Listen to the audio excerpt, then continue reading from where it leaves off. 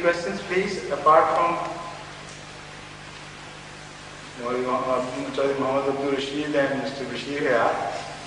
If anyone else has a question to ask, most welcome. So, go to the microphone. Okay. I've got a couple of questions. The first one is that with reference to Anamta alayhim, Khalid Maghdubi alayhim wa Salih, and the rewards promised. Is it possible for Jews to have those rewards after the coming of Jesus Christ, or the Christians to have them after the advent of Muhammad, peace be upon him? Or if they accept Islam, yes, otherwise not. With reference to Joan of Arc, for instance. No, the style of this verse tells that the only way open now for the world is to obey Allah and obey this prophet, the prophet. مَنْ يُطِعِ اللَّهَ وَالرَّسُولَ فَأُولَٰئِكَ مَعَ الَّذِينَ أَنْعَمَ اللَّهُ عَلَيْهِمْ. Only these would be counted among those who have been rewarded previously by Allah. So that is as far as the reward goes. As far as forgiveness and gift from Allah, undeserved gift which is not necessary for anyone to earn. Allah is the owner, proprietor of everything. He is the possessor. So nobody can stop him from that. Moreover, this verse is applicable only to those who are in a capacity or in a position to obey Allah and to obey Ahmad sallallahu alaihi wasallam. Those people who are not in a capacity, for instance, who have never heard of it, or they were never given chance to be convinced if they ever heard of it, they are exempt from this because other verses in the Holy Quran apply to them. So it does not mean that they cannot be treated as salihin, because the Holy Quran tells us that there are others among Christians who are very pious people, and also there are very good people among the Jews, and salihin also are such as are good in the eyes of Allah. So that means that there are many other religions, there are good people everywhere. So there is no monopoly to goodness in Islam. If somebody believes that, that is Mullahism, that is not the Holy Quran's teaching.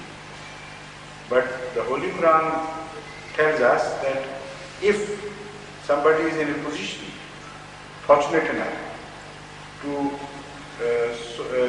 accept Ahmad sallallahu alaihi wasallam, and he does not try to oppose him through illogical attitude, that is also understood.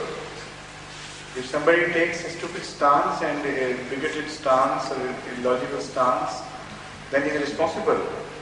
But if this is a precondition, this is understood, a man is normal, he behaves like a muttaqi, that is, he has a fear of Allah, and before taking his decisions, as far as he goes, he is quite right. Then if he sees, he finds an opportunity of accepting Ahmad sallallahu alaihi wasallam, he will positively do that. It's impossible for a right-minded person who has the opportunity to accept Ahmad sallallahu alaihi wasallam and he still resists or refuses to accept. This is not a possible situation, because if this situation is governed by the first verse of the Holy Quran, Hudan lil Muttaqeen. So Muttaqeen here means the right-minded person who is rightly inclined. This is the very first definition of Muttaqeen. If such a person receives the message of the Holy Quran and Muhammad sallallahu alaihi wasallam, he would definitely accept it, because it's a promise in the very first verse of the Holy Quran that he will definitely be guided. Also in other places there is such promise. Allazina jahadu fina lanahdiyannahum subulana.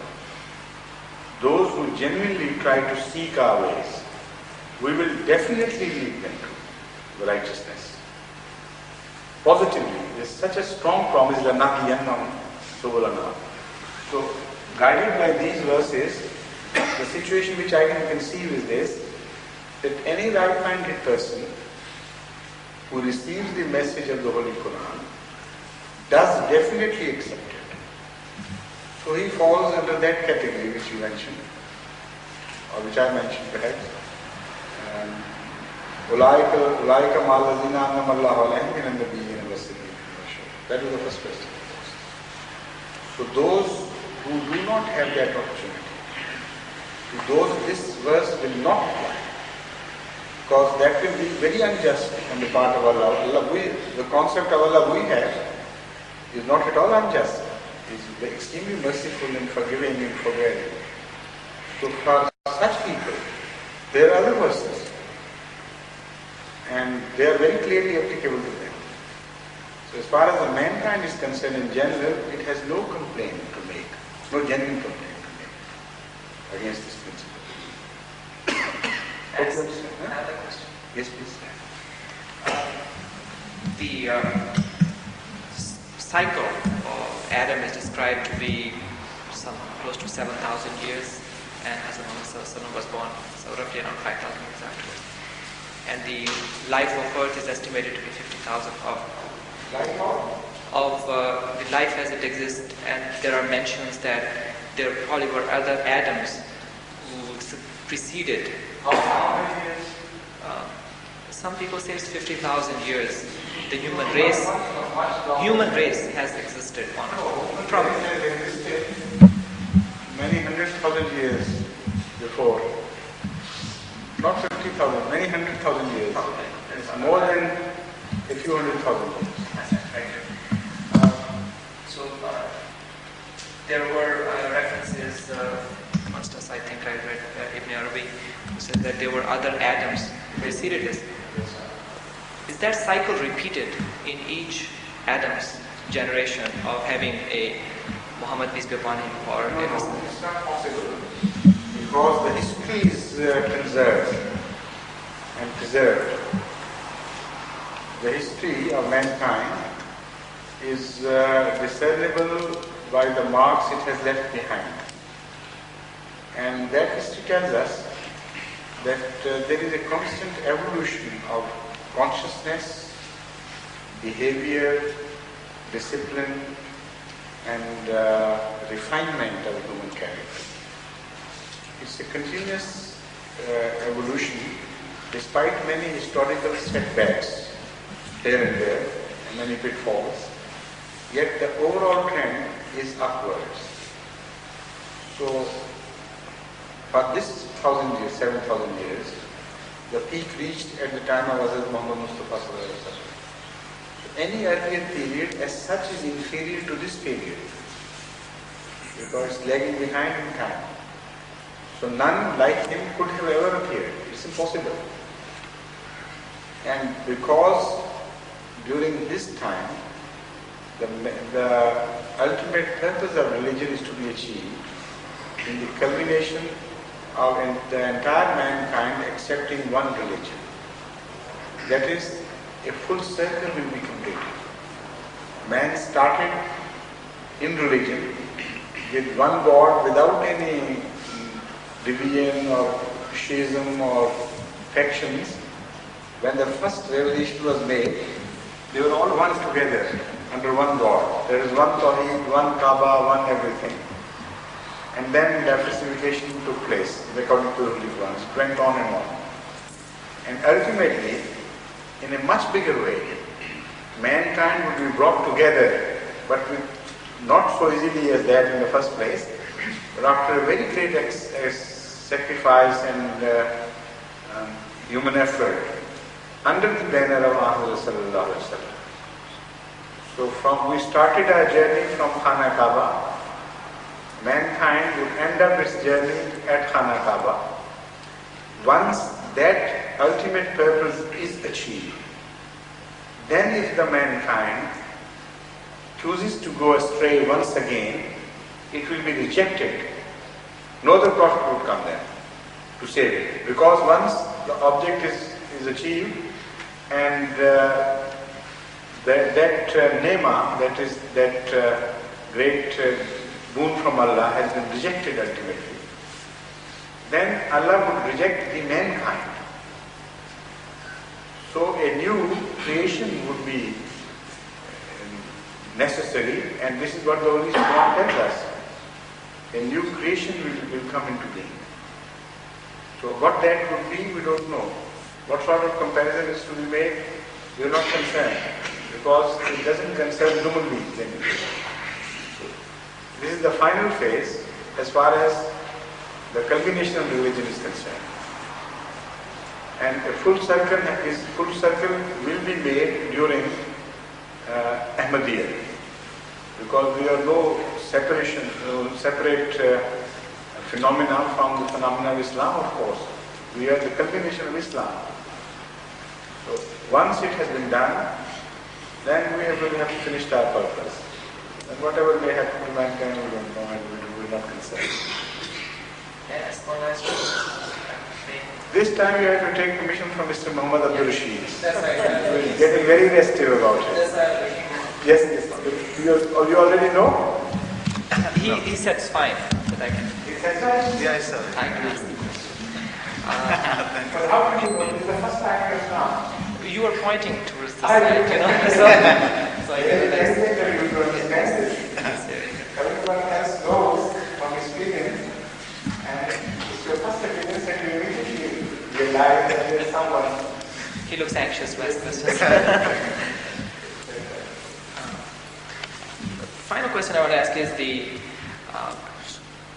prophecy and the promise that Ahmadiyyat will spread, hopefully, inshallah, within less than 300 years, and they're already past 100 years.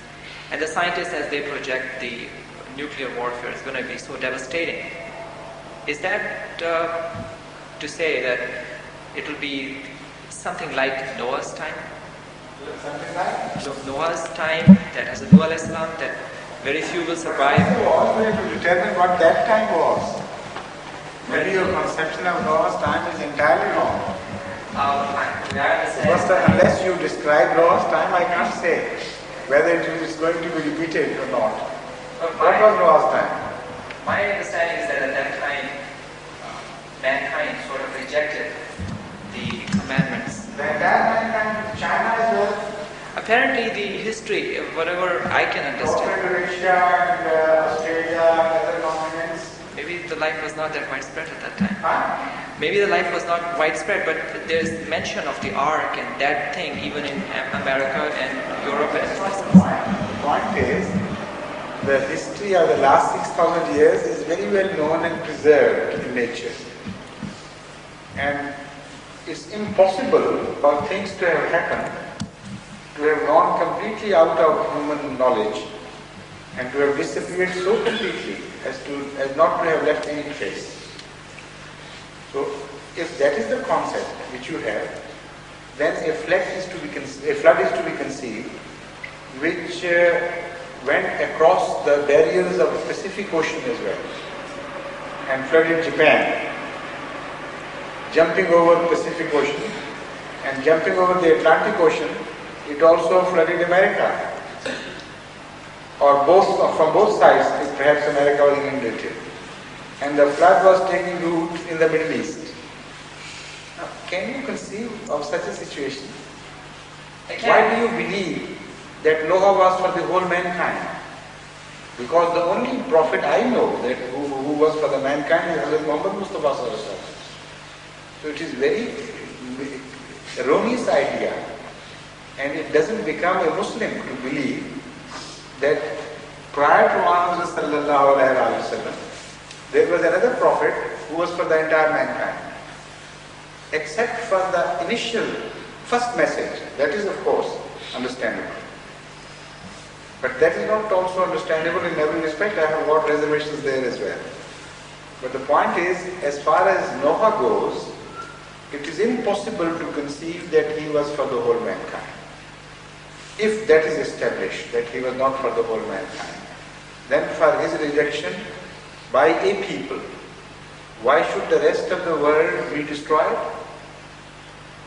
I can't believe in such a God, and it is not the God of the Holy Quran anyway. So it is a biblical story which has been accepted without a pinch of salt by everybody. And the Holy Quran does not say that the entire mankind was destroyed. It says the people who rejected Noah, they were destroyed. And those people were a limited race. So when the whole concept is changed, the question drops automatically. Can I rephrase the question? You must ask, but this time I think you will not be permitted by Mr. Mohammed. Enough is enough. Oh, nicely. Enough is enough.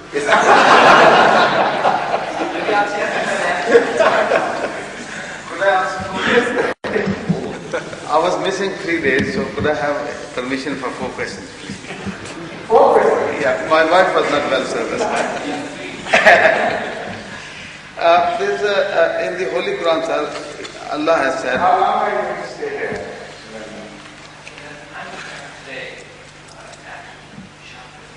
Going to No, I mean, you are here doing it. Yeah, till Sunday. So you will have another opportunity to come and ask questions or no? I might not have to do the brother-in-law leave. So you have to be... Yeah, he can have it, please. Yeah, come on. No, I have one question. One then. question, please. And then we- Thank you very much. Yeah, thank you.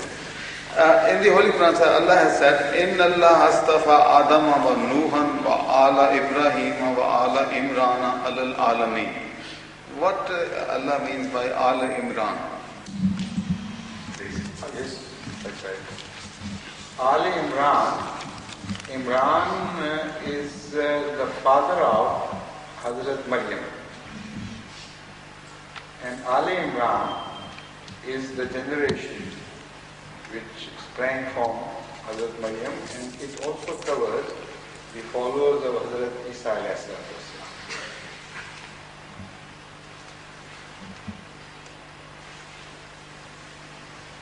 I thought that there was linked with Hazrat Muhammad Mustafa sallallahu alaihi wasallam. Imran? Al Imran means to Gulam, What? one with Uzmat with the Fine? Imran means, I was taking the word in meaning, I know. अल्लाह ने आदम, नूह और इब्राहिम के खानदान और इमरान के खानदान को यकीनन सब जानों पर फजीलत दी है.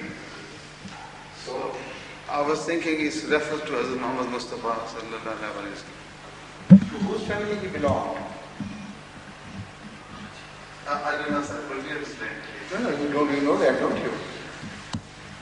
Was he not a descendant of Hazrat Ibrahim alayhi salatu wasalam? Yes, sir. So, where is he based? No, again, I thought that was an issue coming from Hazrat Ibrahim, and then Ali Imran was an issue again from Hazrat Ibrahim. The point is, when you said where is the mention of Ahmad sallallahu alaihi wasallam, he is mentioned under Ali Ibrahim. And in fact, the very best, the highest of Ali Ibrahim was Ahmad sallallahu alaihi wasallam. So this is why in Durood Sharif, he is connected with Hazrat Ibrahim alayhi salatu wasalam. Kama sallaita ala Ibrahima wa ala Ali Ibrahim. That Ali Ibrahim culminates in Huzur Akram sallallahu alaihi wasallam, and a new Durood begins from there because then he exceeded the previous one. So this is why this Durood mentions the name of Hazrat Ibrahim alayhi salatu wasalam as well. Sir, could I just clear myself? On this one, sir, Please do make yourself clear. when we say Ali Ibrahim, we include Yehudi as well. Why should we send Durood to them? Ali Ibrahim, they are included in We this. don't send Durood to them. We say Kama sallaita. That's the past tense. It is not Salli ala Ali Ibrahim. It is Kama sallaita, as you sent Durood to them, that is, those among them who were pious, who deserved your blessings. After all, Ali Ibrahim was not rejected from the start, Na'udzubillah min zalik. You are a continuation of the same Ali. This is why he is called Abul Anbiya. From then on, the mainstream of prophethood followed his progeny. his descendants were blessed by Allah, and until Ali Imran, the blessing followed a certain line, and it finished there. It reappeared in the form of Hazrat Muhammad Mustafa Sallallahu Alaihi Wasallam, forever to continue. This is why Saleh, that is the prayer, is made from then on for Azu Sallallahu Alaihi Wasallam and his followers. And Abraham is mentioned in the past, and his followers are mentioned in the past. The verse we have quoted tells us the end of that line, which was ultimately non-productive. It finished at Al Imran, and that was that. The line of Ahmad Sallallahu Alaihi Wasallam is a different line. It started from Hazrat Ibrahim and Ismail, and then ended up in Ahmad Sallallahu Alaihi Wasallam, and took a new root there. Sprouted from there as a new tree. Much better, much grander, and much higher in grandeur and its fruitfulness and its beneficence for the mankind, in every respect, of course. But you are mixing things up. That line was left clear because it did not continue further. Had Ahmad Sallallahu Alaihi Wasallam appeared in the line of Ali Imran, then he should have been mentioned there. But that is a dead-end road.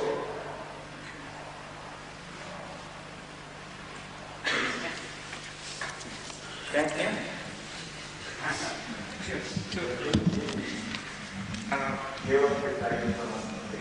Thank you very much. Appreciate it. Jazakallah. Going back to my question. According to the estimates, as we read, at least in the United States, that it's going to be a very devastating war if it happens. And Have you seen the picture? yeah, I did. It was terrible. With that in mind, if their estimates are true, and then on the other hand we have the prophecy that Islam will spread and Ahmadiyyat will spread, would that lead us to believe that there will be substantial survivors? Because again, it's like a question about Noah. that's why America is destroyed, not the whole kind, mankind is destroyed along with it. no, they say that the nuclear dust or the cloud that is going to... No, but that is only hocus pocus. The fact is that true scientists do not believe that any nuclear war can destroy mankind. And this is the comments of scientists on that picture as well. I read those comments of people who knew their subject, and they say it's just a scare, that's all. Things may happen to some degree, of course, devastation there would be. But it would be limited, not only that other parts of mankind would be saved, but many parts of America will also be saved. Even in the most modern nuclear warfare, it is inconceivable that the entire American continent is made uninhabitable, and the whole race of mankind is killed and destroyed forever. This is not what is going to happen. Islam will come after the destruction of Ya'juj and Ma'juj. Exactly, the powers would be destroyed, not the mankind. This was the There are other rivals. No, but if you leave for his sake, then he would come back. Whoever spoke himself, it is said that at the moment the killing potential of the earth is 17 times to kill the whole universe, the living world. But even that is not, that would not be affected, because that potential may not be so evenly divided and employed that it will be entirely effective. For instance, if an atomic bomb has a killing power, maximum killing power of 100,000 people, it is not essential that 100,000 would be killed. It only means this is the maximum capacity. There are huge wastes, and other waste of energy and other factors which come into play. So maybe the capacity is not reached even by a margin of 1/10. So when you calculate in these terms, it only means that if every ounce of that energy is used to kill a human being, then 17 times the present potential would be required. It only means that. But it's impossible for any weapon to be used so effectively that it should prove to be 100% effective. Now please continue. Can I comment on that? It has been shown. Yes, it will become a debate between you. No, just to support your point, this has been shown by the study of people who survived the nuclear war, the attacks in Japan, that there is actually a critical range of radiation exposure which is damaging, which leads to neoplastic transformation and the cells are incapable of maintaining. If you give too much radiation, the cells are killed. You are a physician or a surgeon? I'm a physician. This is why you know this is your subject. That's right. And if you are just above that, the cell will be totally killed and it won't go into neoplastic form. It won't become cancer. It will be killed. If the radiation is less, the DNA temperature will repair itself. One last question is I think it has been asked, and I just wanted to get it clarified, is the idea about state and church in Islam compared with the earlier times of Muhammad Sallallahu Alaihi Wasallam and his prophets as versus in these times. State and church. Are they going to be separate? The government, worldly governments versus spiritual governments? State and church. State and church. I missed the second word, that's why I couldn't follow. That already has been discussed here. Only a few days ago I mentioned it. The definition of secularism has been completely misunderstood by certain people. Secularism does not mean antagonism towards religion. If that is what is meant, then we are not for secularism at all. But as I understand the word, secularism only means that it should be a completely just society and no religious sentiment should be permitted to play a part so that a section of the society is treated wrongly or transgressed upon just for the sake of religious differences. So if you keep religion apart in that sense, that it is not going to corrupt the politics, it is not going to usurp the rights of others because of the religious differences, it is not going to treat other people who don't follow the same creed irrationally or cruelly or unjustly, then this secularism is exactly the secularism of Islam. Then the Quranic concept of statecraft falls exactly under this category. Because repeatedly the Holy Quran tells us that وَلَا يَجْرِمَنَّكُمْ شَنَانُ قَوْمٍ عَلَىٰ أَلَّا تَعْدِلُوا اعْدِلُوا هُوَ أَقْرَبُ لِلتَّقْوَىٰ. Even the enmity of a people should not be able to compel you to treat them wrongfully, unjustly. So when you are in a position to dispense justice in its absolute value, without regard to your own personal enmities and so on. So this is secularism. And this secularism was first presented by the Holy Quran.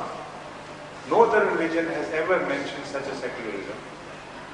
So secularism as understood by the Holy Quran is the only statecraft which is going to survive truly and honestly. Otherwise, any other theocratic state is going to fall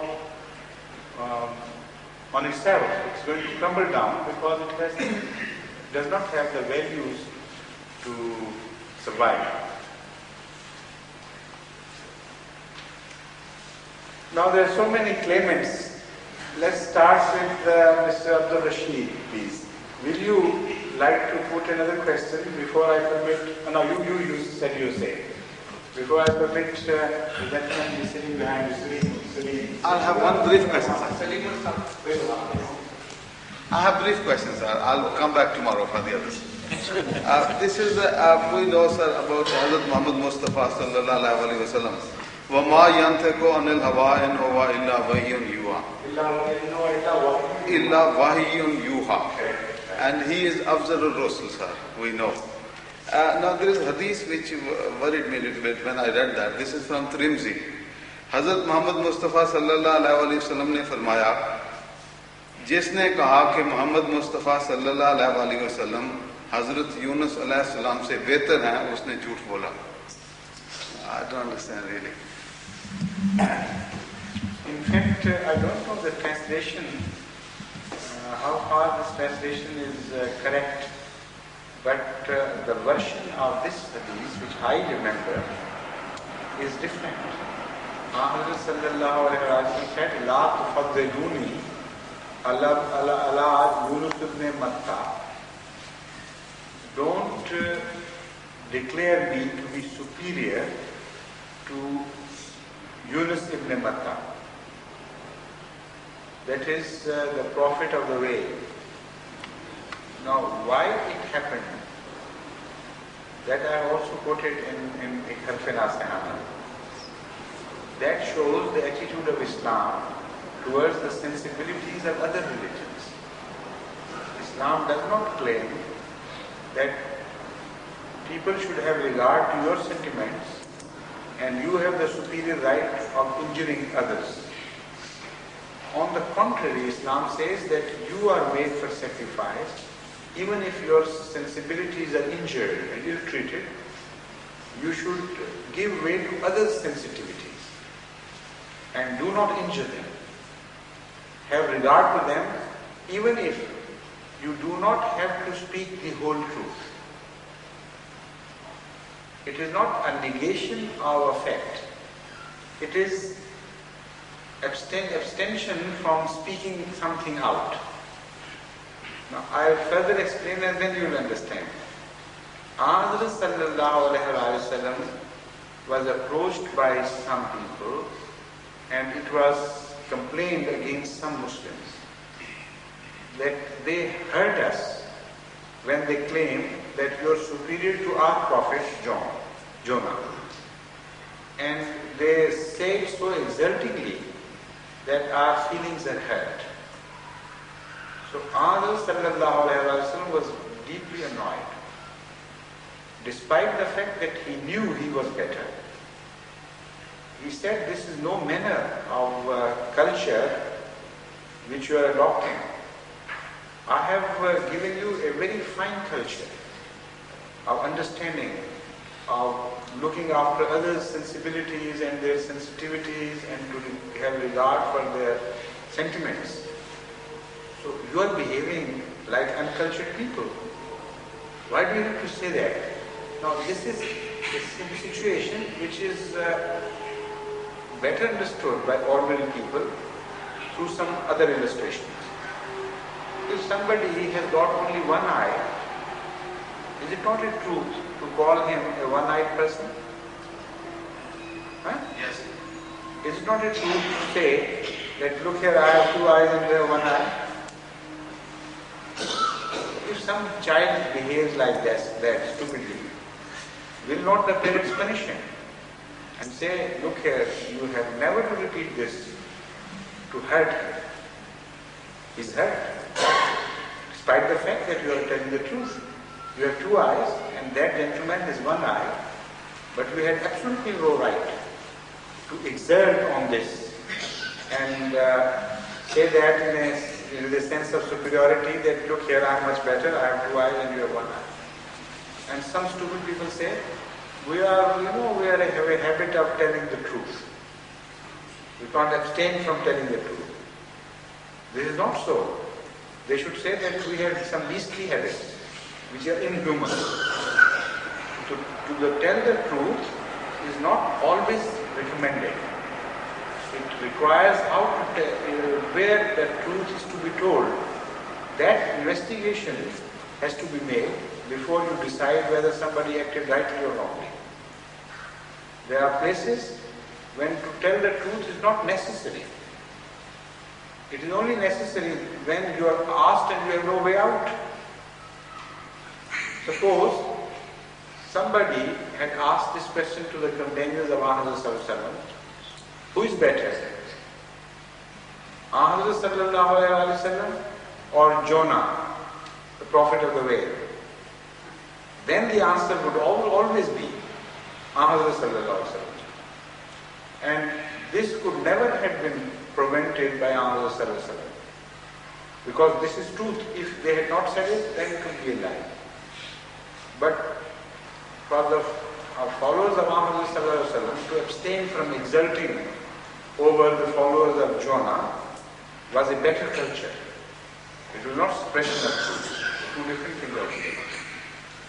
Now this hadith I had heard of so many times, so many others had, but I didn't know the importance of this until I came across a Christian from the Middle East who met me here a few days ago. He is from Assyrians, and he told me that Assyrians have the greatest love for Jonah, the prophet of the way. He said, despite the fact that they are Christians, they still follow him. They have the highest respect for him, and even keep the fast of the way. That is, for 3 days and 3 nights, they totally abstain from eating anything in memory of that.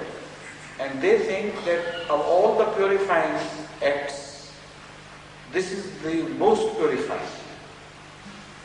If somebody wants to repent before God and wants to be cleansed of his sins, according to their view, Jonah, the prophet, is to be followed in that sacrifice.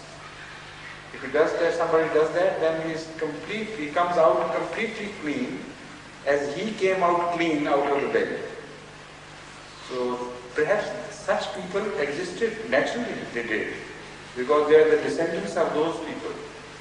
Such Christians existed in the time of Ahmad, and because they were very deeply hurt, and it was possible that this exaltation on the part of the Muslims may lead them astray from truth, may put them in a position of hostility and animosity towards Ahmad instead of bringing them closer.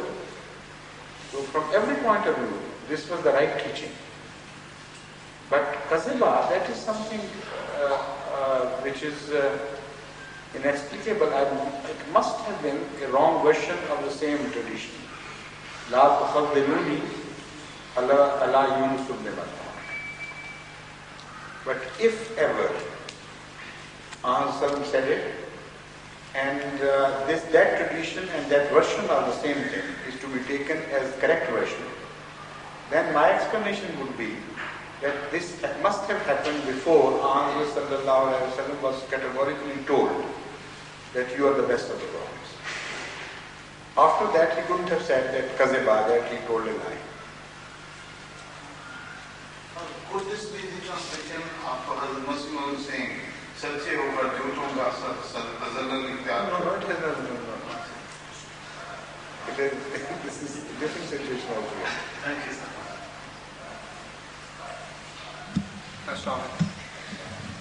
Huzur, we are expected to be rahmat for all the universe and rahmatul lil alamin. You are expected to be the follower of Allah. No, we are expected to be rahmat for by following him. You are expected to happen. Say that. Yes. By being the followers, Being the followers. and whatever he did. If we are confronted with insects and snakes, like these creatures, for example, an insect, scorpions and this, if an insect is going to hurt me and I kill it, apparently it was going to harm me. But actually, if it was alive, it would not harm me. So, how far I am from this rahmat? That means I came across a gentleman who actually acted exactly as you you have proposed. He said that he doesn't kill a snake or a wasp or a scorpion or any such insect because it's criminal, it's unholy to kill life. So I'm Rahmat. So I asked him if he spared a snake and that snake killed a man, for whom would he be Rahmat then? Higher values are higher values. They are not sacrificed for the sake of lower values. So a potent danger will always remain a potent danger. So to remove a potent danger for the sake of a higher value is not a negation of your being Rahmat. It is a proof of your being Rahmat. And wisely so. Rahmat could be conceived in a very stupid manner and in a wise manner as well. So Anna sallallahu alayhi wa sallam is Rahmat in a wise manner. Not like a sentimental nincompoop who can't take a firm action against anybody. That is no Rahmat at all. That is incapability. So you should behave like he did. He sometimes punished others. In wars he killed. That is to say, he at least once through his the injury caused by his lance, a person got killed. But he was there to fight them out. And his companions did. So that Rahmat conceives of all these various situations and the various demands of various situations. And yet he remained Rahmat because had he not permitted his followers to kill in defense, then the entire universe would have suffered. Cruelty would have been on the rampant, and the people would not be given any shelter against the cruel and the oppressor. So this is why in Jihad, the philosophy is told by the Holy Quran as وَلَوْلَا دَفْعُ اللَّهِ النَّاسَ بَعْضَهُمْ بِبَعْضٍ لَهُدِّمَتْ صَوَامِعُ وَبِيعٌ وَصَلَوَاتٌ وَمَسَاجِدُ يُذْكَرُ فِيهَا اسْمُ اللَّهِ كَثِيرًا. So you understand things in their two perspectives, then there is no ambiguity left at all.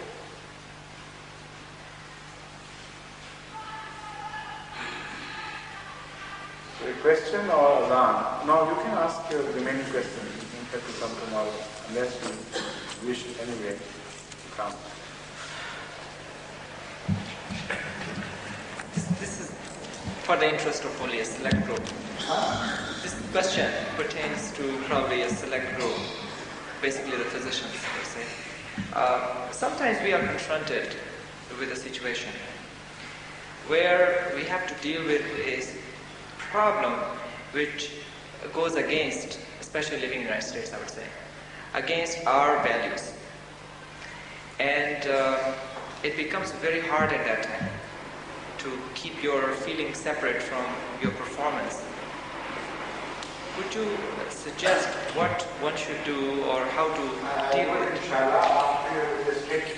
Okay. For instance, we come across patients who are homosexuals, male homosexuals. And at that point, do I or should I engage in telling them that this probably is not the right practice? I do have the opportunity. I'm seeing them. Why shouldn't the word stand in your way of telling them that it is wrong for them, it is ultimately wrong for the whole society and things? I mean, what prevents you from doing that? The repercussions of that in the sense that we are taught that your personal feeling, because in that liberal society, that is not looked upon by a lot of people. You may abstain, but you have yourself established that it is not a personal feeling. You are convinced that the thing is bad for your patient, and there you have your duties as a physician. And those duties should be discharged whether the patient likes your opinion or not.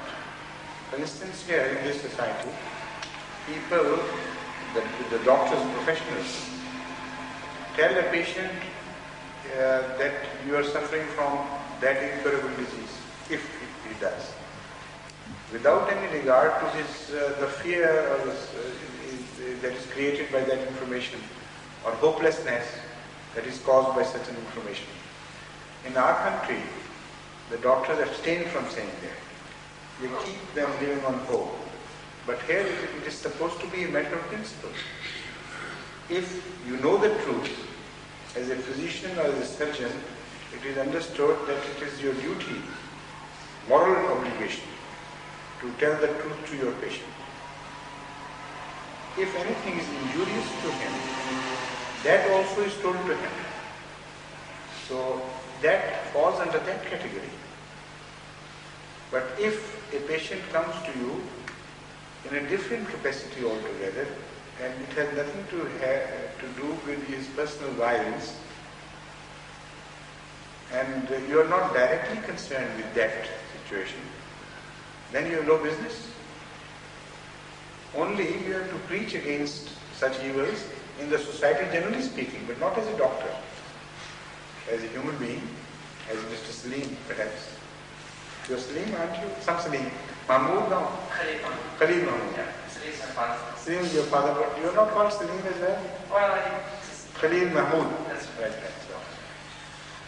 One other in the same vein is sometimes we are dealing with an old patient. Your father is good. Good.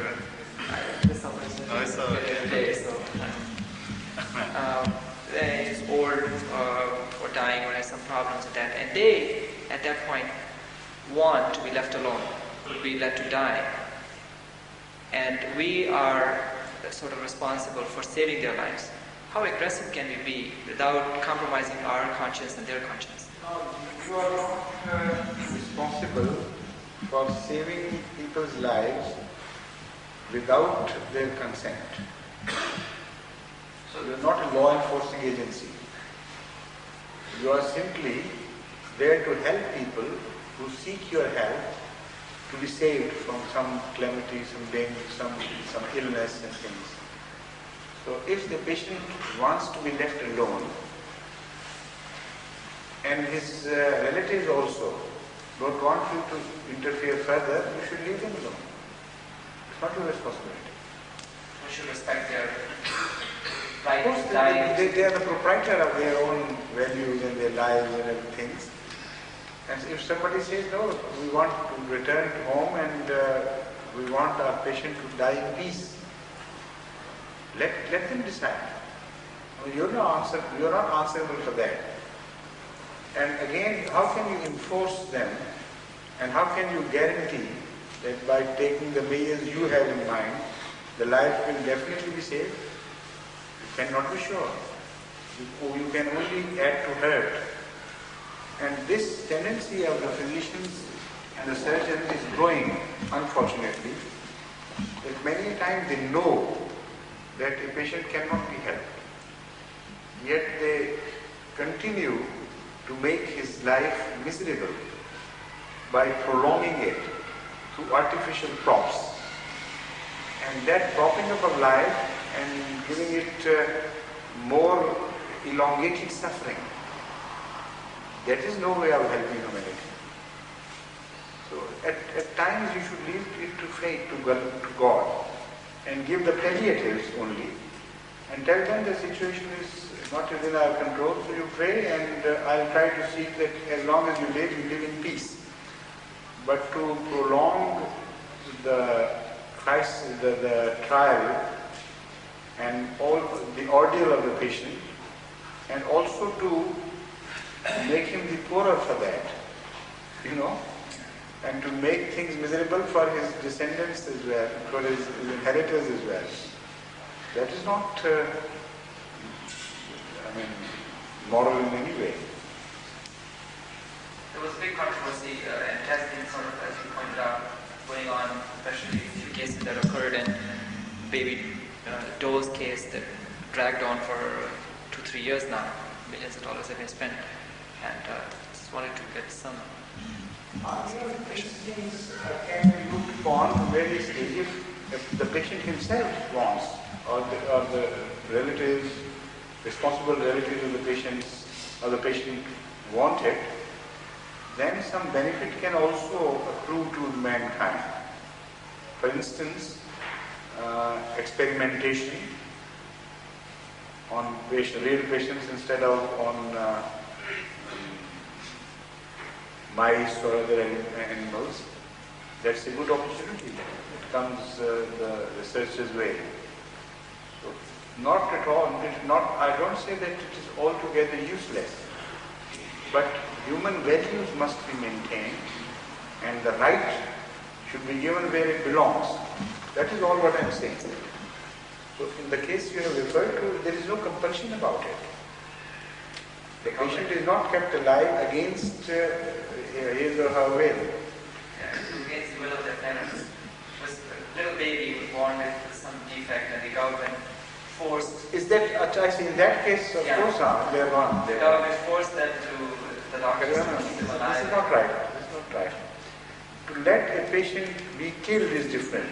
If the parents want the patient to be killed, that is wrong. That is immoral on their part. But to prolong the suffering of a patient who is incurable, that is wrong on the part of the government if it does it. Although we don't expect that to happen. But there are, between no man's land between the two. Doubtful cases which fall in either this category or that, and you don't know which category. So such things are pardonable, where the decision is not very clear. One strong issue is that until we have our pure society go into effect and we are living in their system, we are asked to sort of state our position on such issues like abortion.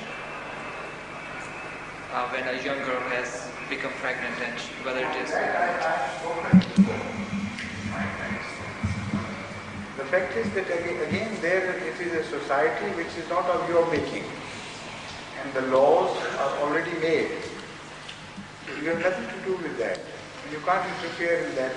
You have to follow the law of the land and avoid active participation in crime. That is all you can do. So things are not in your control anyway. Should support that movement or? No, you don't have to do anything. Just give a good word of advice, that's all. So I think time for Azan, please. Somebody should say.